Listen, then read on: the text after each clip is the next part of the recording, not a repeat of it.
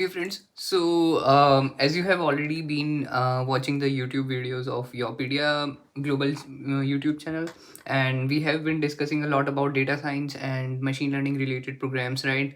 So, in this video as well, we will be discussing a particular course where a student from any background can become eligible for a data science program, and this data science program is from Germany, particularly from University of Tübingen. तो यहाँ पे basically आप जब university of ट्यूबिंजन की home page पे जाएंगे और home page पे आपको नेविगेट करना है स्टडी में, और स्टडी में जाके आपको डिग्री प्रोग्राम्स अवेलेबल पे क्लिक करना है। जैसे ही आप देखेंगे वहाँ पे आपको basically data science in business economics एक कोर्स दिखेगा। इवन दो उसका एडमिशन प्रोसीजर 15 मई से स्टार्ट होने वाला है for non EU citizens, but आप अगर अभी से उसको बेसिकली आपके पास 5 मंथ्स अभी बहुत अच्छे से आप प्रिपेयर कर सकते हो इस पर्टिकुलर प्रोग्राम के लिए।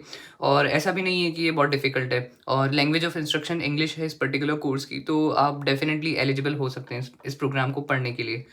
तो जो ये मास्टर्स प्रोग्राम है यूनिवर्सिटी ऑफ ट्यूबिंजन में है, और 2 साल का मास्टर्स प्रोग्राम है, और इस पर्टिकुलर प्रोग्राम का नाम है data science in business and economics.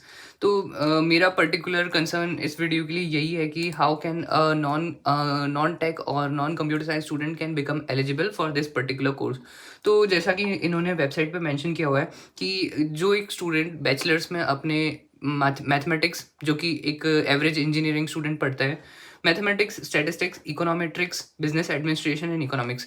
तो अगर आपने किसी भी प्रोग्राम में किया है बैचलर्स, मोस्ट प्रोबेबली आप लेट से आपने सिविल इंजीनियरिंग में किया है, आपने इलेक्ट्रिकल इंजीनियरिंग में किया है, और आपने ऐसे इलेक्टिव्स चूज़ किए हैं जिसमें आपने इकोनॉमेट्रिक्स या बिजनेस एडमिनिस्ट्रेशन या इकोनॉमिक्स या इवन स्टैटिस्टिक्स या स्टैटिस्टिकल एनालिसिस ऐसा कुछ पढ़ा है, तो आप एडवांटेज पा सकते हैं। और एडिशनली मैथमेटिक्स आप 4 सेमेस्टर्स पढ़ते ही हो, M1 M2 M3 एट्सेट्रा।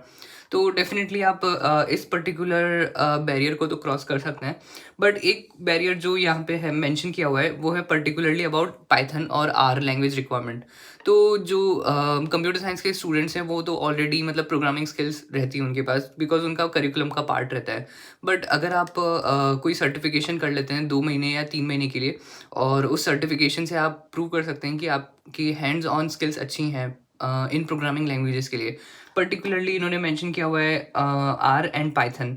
तो अगर आप इन पर्टिकुलर प्रोग्रामिंग स्किल्स को नरिश कर लेते हैं या फिर एक नर्चर कर लेते हैं इस पर्टिकुलर पीरियड में, और किसी तरीके से आप प्रूव कर सकते हैं कि आपने ये सर्टिफिकेशंस किए हैं, आपने इनफैक्ट क्रेडिट्स लिए हैं।